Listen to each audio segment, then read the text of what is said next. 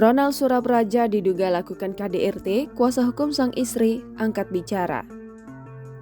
Ronald Surapraja diduga melakukan kekerasan dalam rumah tangga terhadap sang istri, Seruni Purnamasari.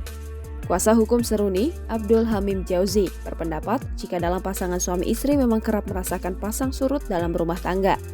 Abdul Hamim juga tak membenarkan adanya dugaan kekerasan yang dilakukan oleh Ronald.